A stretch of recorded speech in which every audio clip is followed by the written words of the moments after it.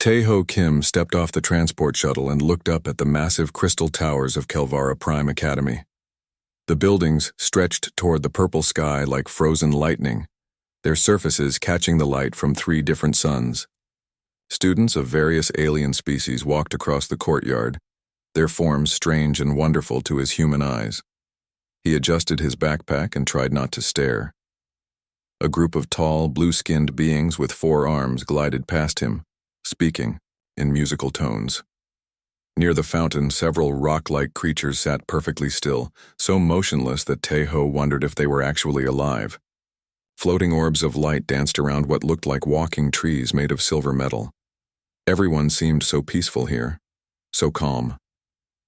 Tae-ho had read about garden worlds before leaving Earth, but seeing one was different. These beings had never known real danger.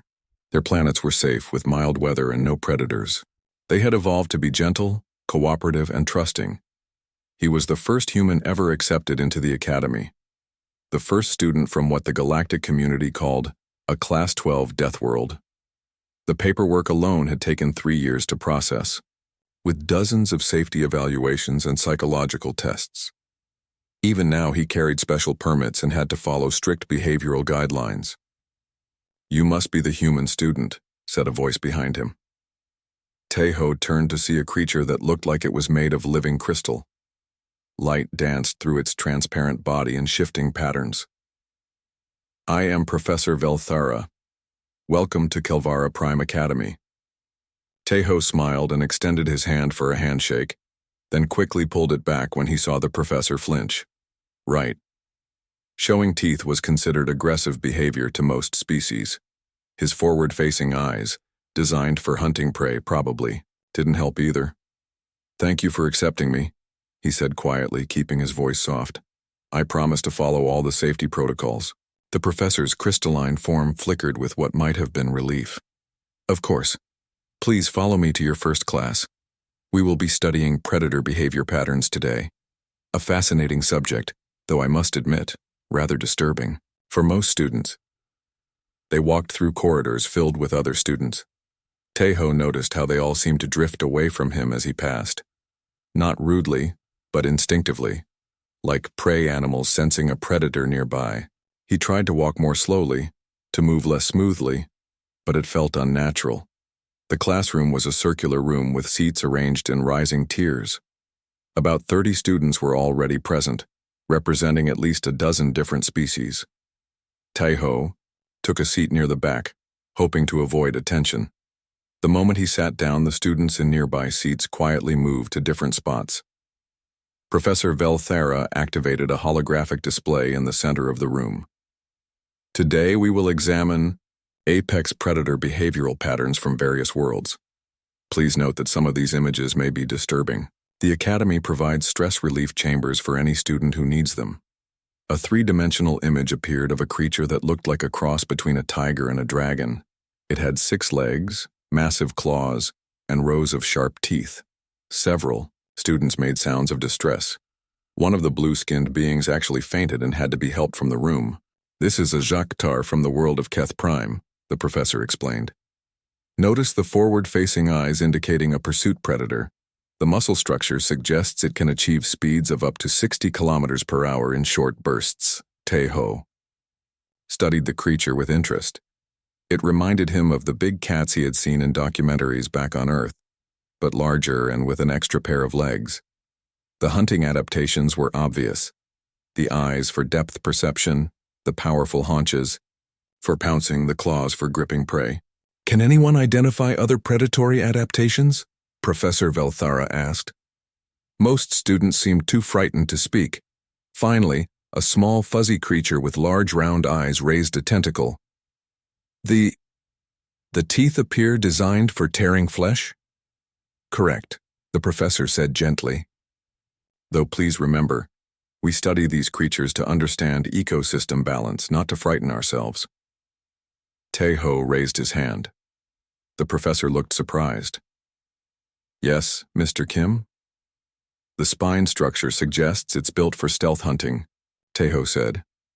"See how the vertebrae are compressed? That would let it move silently through underbrush. and the paw pads are probably soft to muffle sound. The coloring indicates it hunts in forest environments, possibly during twilight hours, when the dappled light would break up its outline. The classroom fell completely silent. Every alien eye in the room was staring at him. Professor Velthara's crystal form had dimmed considerably. That is, remarkably detailed analysis, she said slowly. How did you... Tejo realized his mistake. He had been thinking out loud like he was back in his hunting club on Earth, discussing tracking techniques with his friends.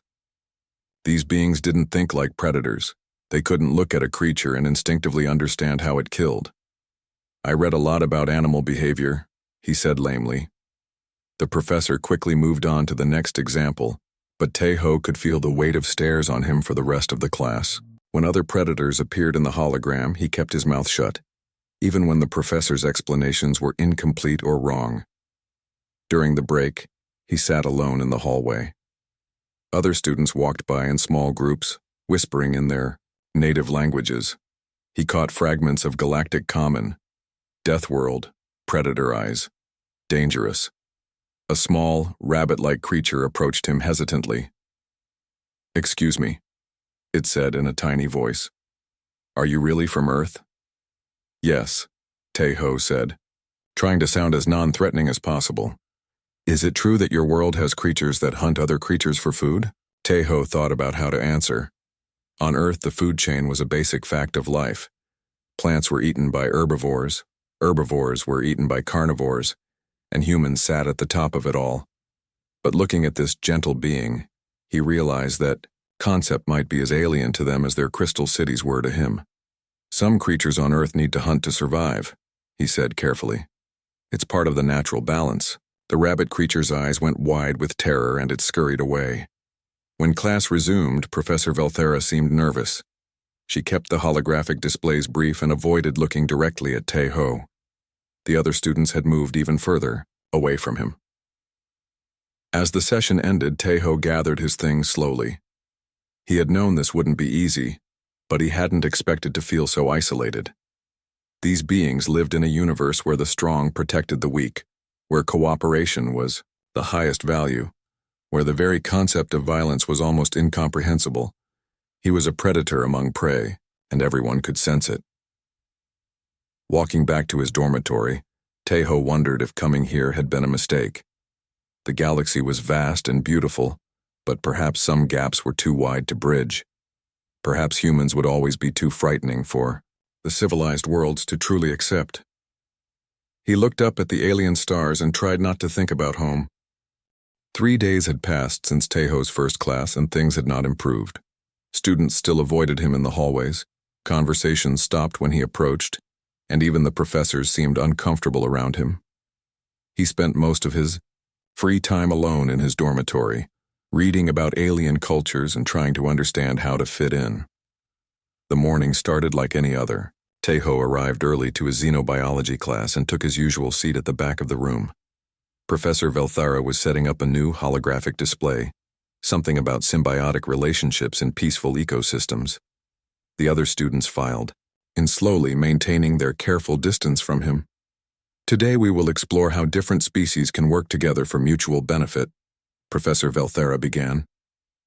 Her crystal form sparkled with what seemed like genuine enthusiasm. "On garden worlds, cooperation is the foundation of all life." Tejo listened politely, though he found the examples rather limited. On Earth, cooperation often happened between predator and prey too, like the relationship between humans and dogs or the way some birds helped larger animals by eating parasites. But he kept those thoughts to himself. That's when the alarm started. A harsh wailing sound filled the classroom.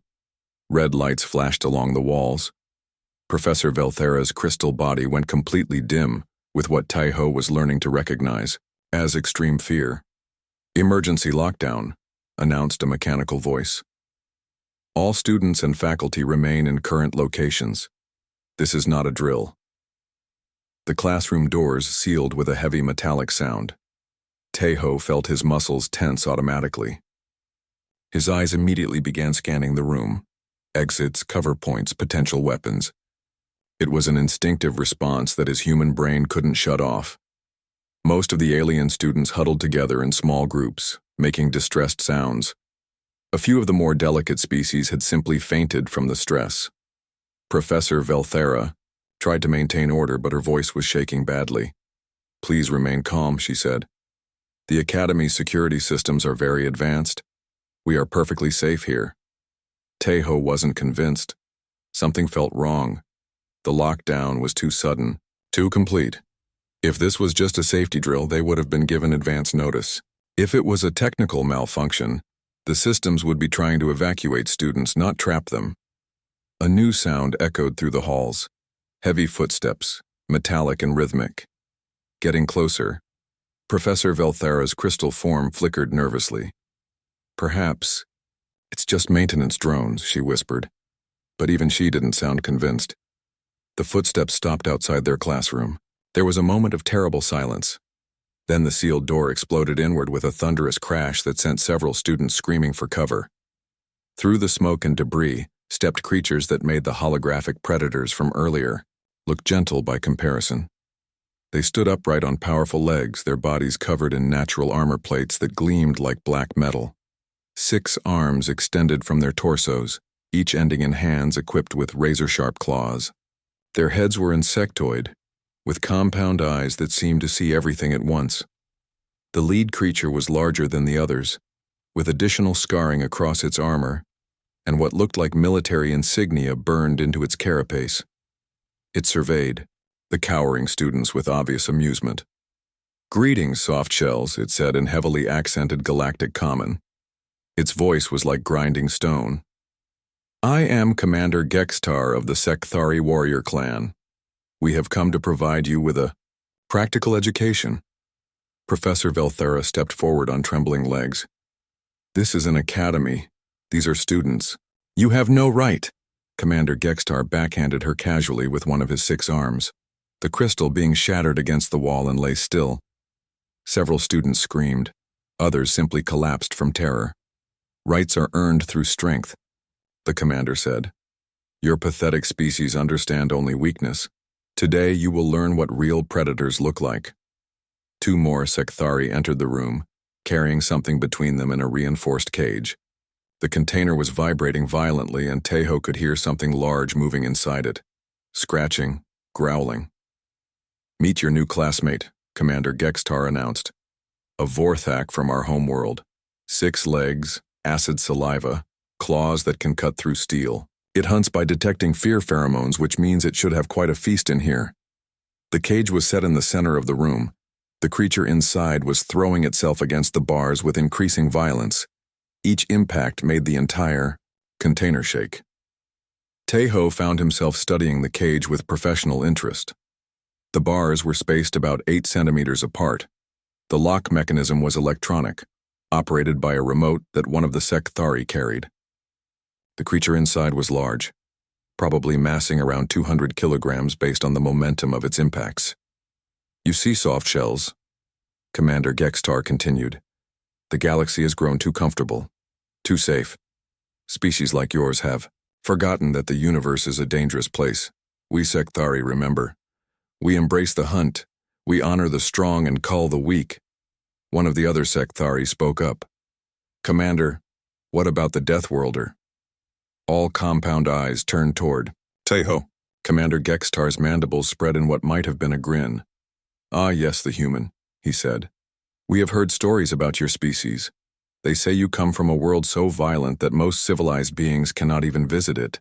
But look at you, sitting in a classroom learning about cooperation and symbiosis. You have grown soft, just like the others."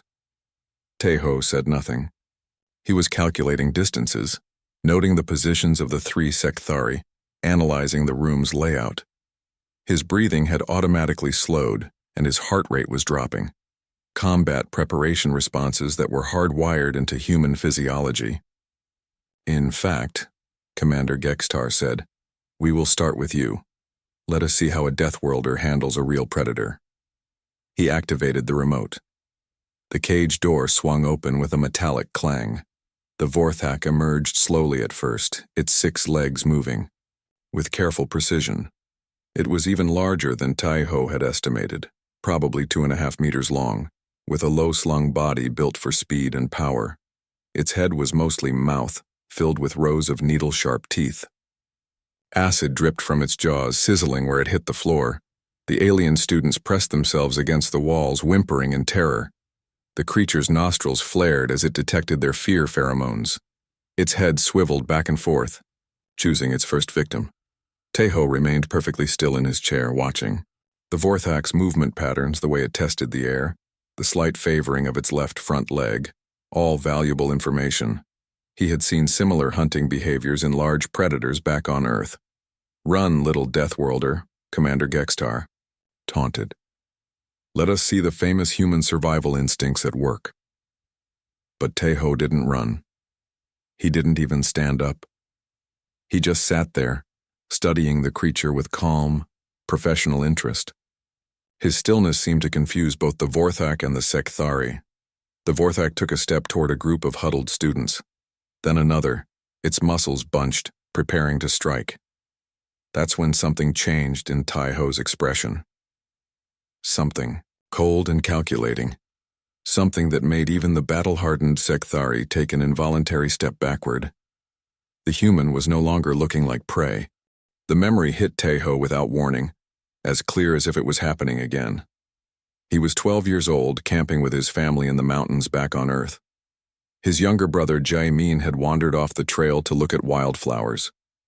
The brown bear had appeared suddenly, a massive creature standing nearly 3 meters tall when it reared up on its hind legs. Jae-min had frozen with terror, exactly like the alien students were doing now. But Tai-Ho hadn't frozen. Something deep in his brain, something older than civilization, had taken control. He had stepped between his brother and the bear, making himself appear larger, meeting the animal's gaze with steady determination. The bear had studied him for a long moment, then decided this strange young predator wasn't worth the trouble and lumbered away. His father had later explained that bears usually avoided confrontation with humans because they could sense something dangerous about them.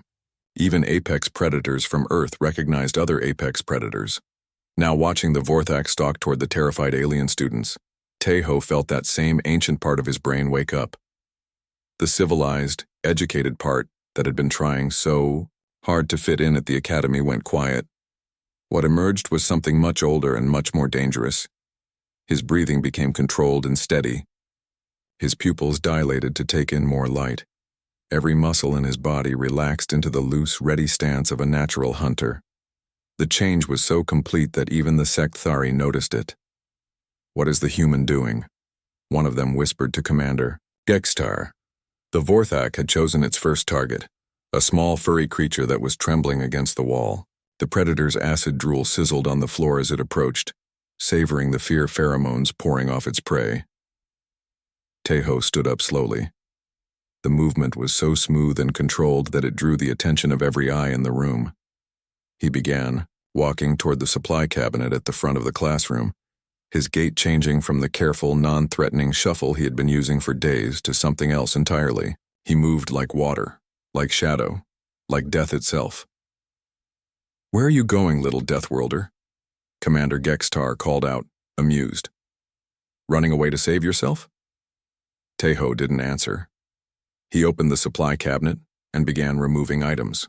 Glass beakers, metal implements, chemical containers. His hands moved with practiced efficiency, as if he had done this 1,000 times before.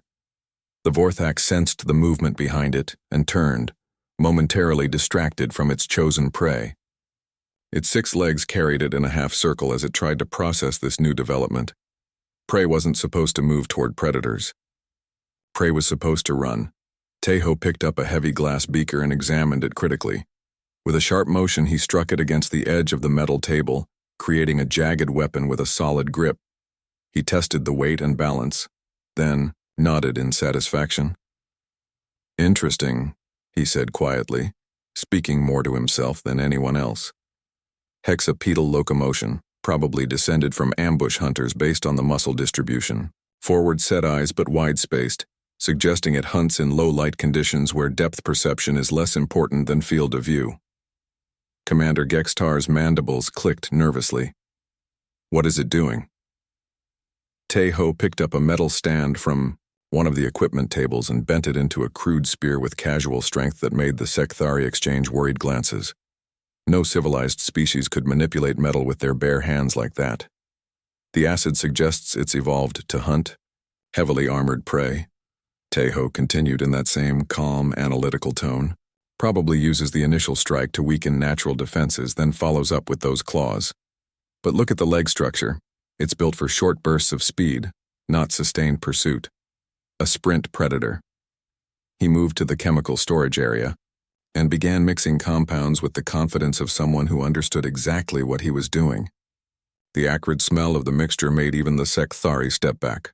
The question is, Taeho said, has it ever encountered a persistence predator before? The Vorthak finally lost patience with this strange prey behavior and charged. 6 legs carried it across the classroom in a blur of motion, claws extended, acid streaming from its jaws. Taeho threw the chemical mixture directly into the creature's face. The Vorthak's charge turned into a painful shriek as the compounds burned its eyes and nostrils. It crashed into a desk, thrashing blindly. Sensory overload, Taeho observed clinically. Probably relies heavily on scent tracking. Remove that advantage and it becomes much less dangerous. The creature spun around, trying to locate its tormentor through pain and confusion.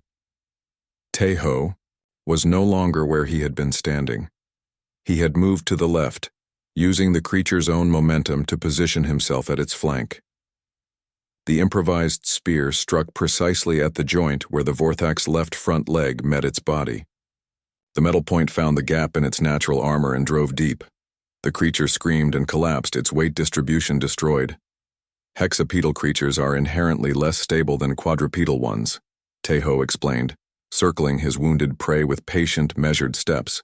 Lose the right leg and the whole structure fails. Commander Gextar was no longer amused. He was staring at the human with something approaching horror. What are you? He whispered. Taeho glanced up at the Sekthari leader while keeping one eye on the wounded Vorthak. His expression was utterly calm, almost bored.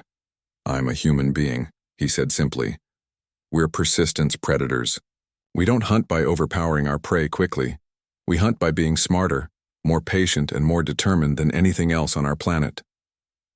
The Vorthak lunged again, trying to compensate for its damaged leg. Taeho was already moving, the broken beaker in his hand cutting across the creature's throat in a movement so fast and precise that it seemed choreographed. The alien predator dropped to the floor, its blood mixing with the acid it had been drooling.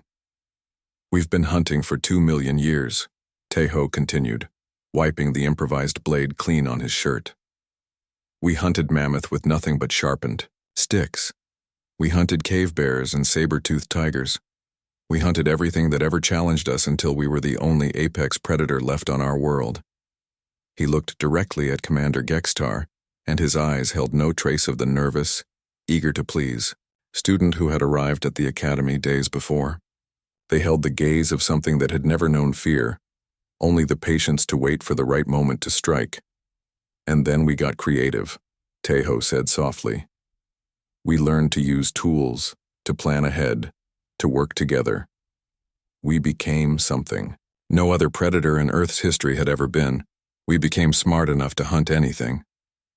The Vorthak was still moving weakly on the floor. Taeho knelt beside it and placed one hand on its head in what almost looked like a gentle gesture. There was a quick, sharp movement and the creature went still. Even predators, he said, standing up and facing the Sekthari directly. The 3 warrior aliens, who had seemed so confident and dangerous minutes before, were now backing toward the door. Commander Gextar's compound eyes were darting around, the room as if looking for escape routes. Now, Taeho said, his voice still perfectly calm, would you like to explain why you thought terrorizing students was a good idea? The silence in the classroom was complete except for the terrified breathing of the alien students. Commander Gextar's mandibles clicked rapidly, a sign of extreme nervousness in Sekthari body language. His 2 companions had actually started, backing toward the broken doorway. You killed our hunting beast, Commander Gextar said, but his voice lacked the casual arrogance it had held before. No civilized species should be able to do that barehanded. Taeho tilted his head slightly, studying the three warriors with the same clinical interest he had shown the Vorthak. That's your problem right there. You think being civilized makes us weak. You think education and cooperation somehow removed our ability to survive. He gestured to the dead creature at his feet. This was a predator on your world, right? Probably. Near the top of the food chain. But it was still just an animal. It hunted by instinct, by pattern, by evolutionary programming that hasn't changed in millions of years. One of the Sekthari soldiers spoke up nervously. Commander, perhaps we should… Silence, Gextar snapped. But Tejo could see the doubt in his compound eyes. You are still just one soft shell against 3 Sekthari warriors. We have conquered 17 systems. We are the apex species of this sector. Tejo picked up another piece of broken glass from the floor and examined its edge. 17 systems full of prey species, you mean? Garden worlds where the most dangerous creature is something like a rabbit with horns. When was the last time you actually fought something that could fight back? We are warriors, Commander Gextar declared, but he made no move to attack. We live for battle. No, Tejo said quietly. You live for slaughter. There's a difference. He looked around the room at the cowering alien students, then back at the Sekthari. You pick on beings who can't defend themselves and call it hunting. You terrorize herbivores and call it warfare. But you've never faced a real predator before, have you? He began walking toward them, his movement still carrying that fluid, dangerous grace. The 3 Sekthari instinctively spread out, falling into what was probably a standard combat formation, but their hearts weren't in it. Tejo could see it in their posture, hear it in the rapid clicking of their mandibles. Let me tell you something about humans, Tejo said conversationally. We're not the strongest species on our planet. We're not the fastest or the biggest or the most naturally armed. Do you know what made us the dominant species on Earth? Commander Gextar raised his clawed hands defensively. Your weapons, your technology. Before all that, Tejo corrected. What made us special was that we never gave up, ever. You wound a human, we keep coming. You think you've killed us, we get back up. You run away from us, we follow you until you collapse from exhaustion. We are the only species on Earth that hunts by just not stopping. He was close enough now that the Sekthari could probably grab him with their long arms, but something in his demeanor kept them frozen. He radiated a confidence that went beyond mere bravery, the absolute certainty of a creature that had never met anything it couldn't eventually kill. Our ancestors hunted mammoth by walking after them for days, Tejo continued. Not running, just walking, following the herd until the animals were too tired to fight back. We call it persistence hunting, and no other species on Earth ever figured out how to do it. One of the Sekthari soldiers broke first. He turned and bolted for the doorway, his 6 limbs carrying him in a panicked scramble. Tejo didn't even look in his direction. Smart choice, he observed. But here's the thing about persistence predators. Running just means you die tired. The remaining soldier looked at his commander with desperate compound eyes. Commander, the human is right. Our intelligence reports about their species were incomplete. We should withdraw and reassess when we don't retreat from prey animals. Commander Gextar snarled, but his voice cracked slightly. Tejo was now within arm's reach. He looked up at the towering Sekthari warrior, who stood nearly half a meter taller than him, and smiled. It wasn't a pleasant expression. Prey animals, he repeated softly. Is that really what you think we are? He moved then, faster than either Sekthari could react. The glass shard in his hand swept across the back of Commander Gextar's leg, finding the gap between armor plates with surgical precision. The warrior stumbled off balance. Before he could recover, Tejo was behind him, using the commander's own weight and momentum to send him crashing to the floor. The human's forearm was across the Sekthari's throat, applying pressure to blood vessels with the expertise of someone who understood anatomy in detail. You see, Tejo said calmly, as Commander Gextar struggled weakly beneath him. Humans didn't just hunt other animals, we hunted each other. For thousands of years, warfare was our primary occupation. We got very, very good at finding ways to kill things that were bigger and stronger than us. The remaining Sekthari soldier was backing away, his weapons forgotten. "Please," he whispered. "We surrender. We yield to the superior predator." Superior predator, Tejo mused, still maintaining his hold on the unconscious commander. I like that. It has a nice ring to it. He looked up at the alien students who were staring at him with a mixture of terror and awe. Several had fainted entirely. Others were making soft, keening sounds of distress. "You want to know the really scary part?" Tejo asked the remaining soldier. "Everything I just did? This isn't even close to what humans are capable of when we're actually trying. This was just improvisation. If I had real weapons, real preparation time, real motivation to hurt you?" He let the implication hang in the air. "Your species talks about conquest," he continued, "about expanding your territory, subjugating other worlds. But you've never tried to invade a death world, have you? Never tried to conquer a species that evolved to be killers?" The Sekthari soldiers' mandibles were clicking so rapidly they created a buzzing sound. "Human space is marked with warning beacons. Our commanders said it was just bureaucratic nonsense." "Those warnings aren't there to protect you from our weapons," Tejo said softly. "They're there to protect you from us. Because if your species ever actually threatened something we cared about, if you ever made us decide that you needed to be stopped." He stood up, leaving Commander Gextar unconscious but alive on the floor. There wouldn't be enough left of the Sekthari to fill a museum exhibit. The soldier fled then, his warrior's pride completely shattered. Tejo watched him go with mild interest, then turned back to check on Professor Velthara. Her crystalline form was cracked but intact, and she was slowly regaining consciousness. Around the room, alien students were beginning to emerge from their hiding places. They looked at him with expressions he had never seen before. Not just fear, but something approaching reverence. "Are we safe now?" asked the small, furry creature that had been the Vorthak's intended first victim. Tejo smiled, and for the first time since arriving at the academy, he didn't try to hide his teeth. "You were always safe," he said gently.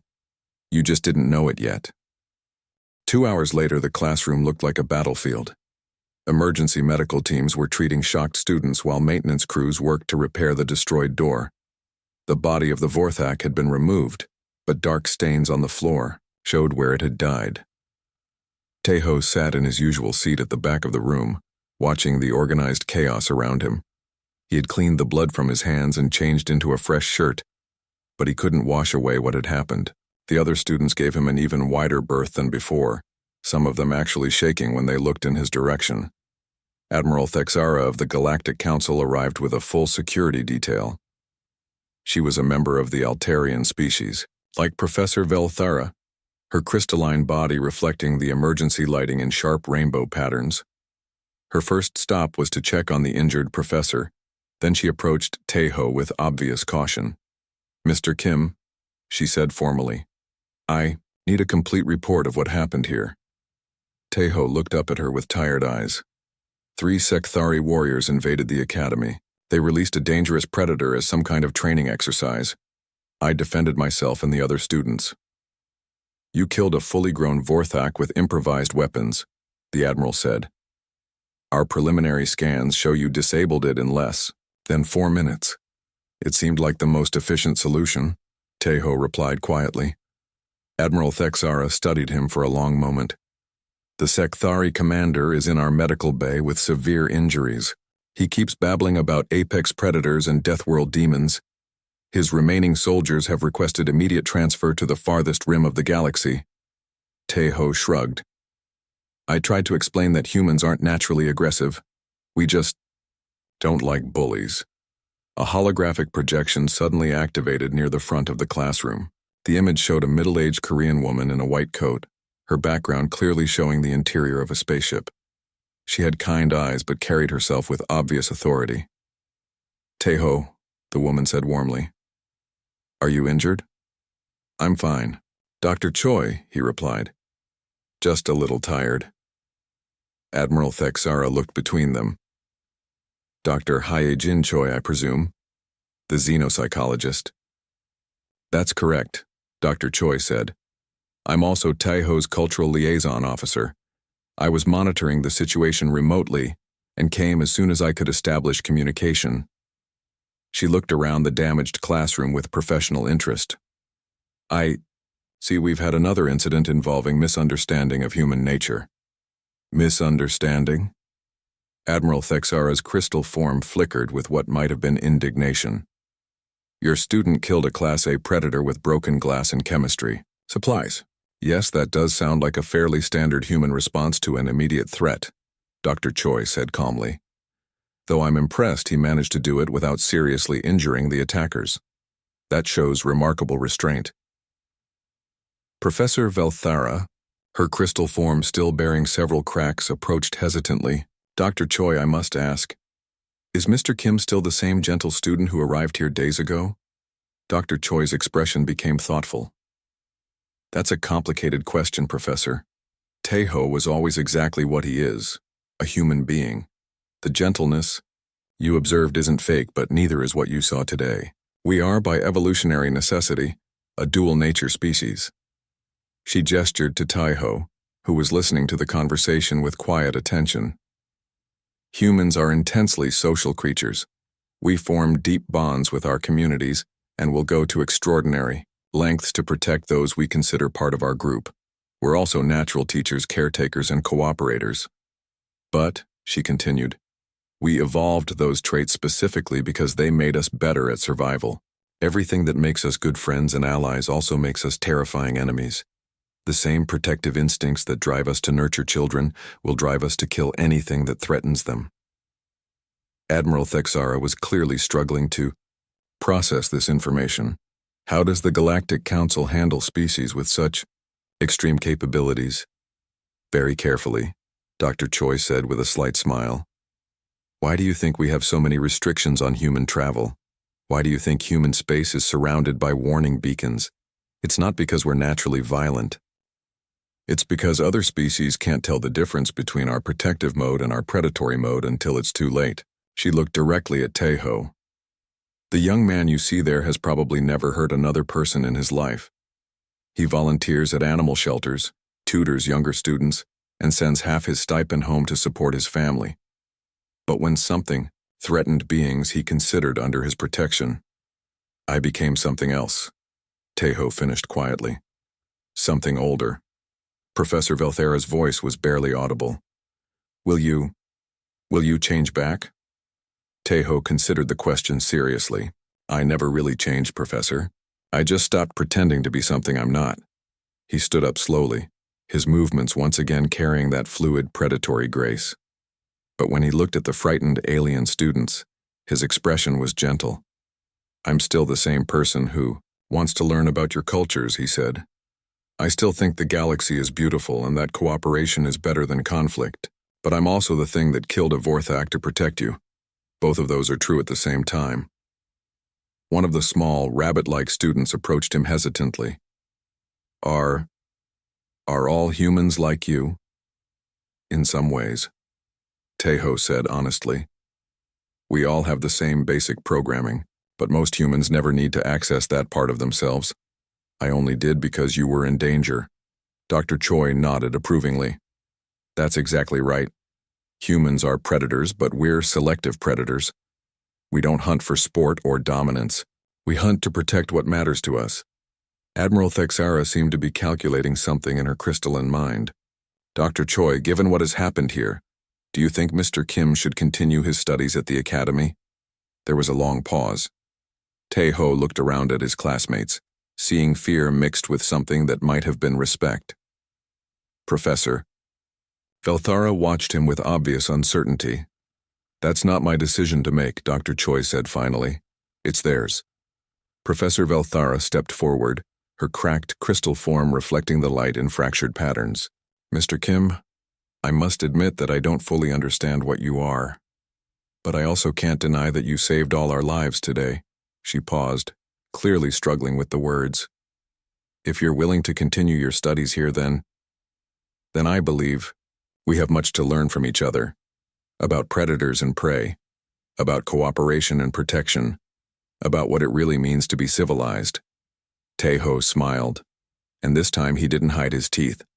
But somehow, The alien students didn't seem quite as frightened of them as before. "I'd like that," he said. "But I think the curriculum might need some adjustments." As the emergency teams finished their work and life began to return to normal, new signs were being posted throughout the academy. They were small, discreet placards that most students barely noticed. Deathworld species accommodations available. Please inquire before enrollment. In smaller text below, warning. Some educational demonstrations may not be suitable for all species. Tae-ho found himself alone in the academy garden that evening, looking up at the alien stars. The 3 suns had set, and the night sky was filled with constellations that still seemed foreign to his human eyes. Professor Velthera approached cautiously, her crystal form dimmed to avoid startling him. "Mr. Kim, may I ask you something?" "Of course, Professor. When you were fighting that creature, you seemed completely calm, almost peaceful. How is that possible?" Tae-ho considered the question for a long moment. "My grandmother used to say that humans are most themselves when they're protecting others, that we're never more human than when we're being inhuman for the right reasons." He looked up at the stars again. "I wasn't angry when I killed that thing. I was just doing what needed to be done, what I was designed to do." Professor Velthera's crystal form flickered with something that might have been understanding. "And now? Now I go back to being a student," Tae-ho said simply. "I read about symbiotic relationships and ecosystem balance and all the beautiful ways that life finds to work together instead of tearing each other apart." He smiled. "But I'll always be ready, Professor. If something threatens my classmates again, if something tries to hurt the people I care about, well, they'll learn what the rest of the galaxy already knows, which is," Tae-ho's smile widened slightly, "that humans are very good at making sure problems don't happen twice." Above them, the alien stars continued their ancient dance, and somewhere in the vast darkness between worlds, warning beacons continued to flash their patient message. Danger. Human space. Approach with extreme caution. The galaxy had been reminded why those warnings existed,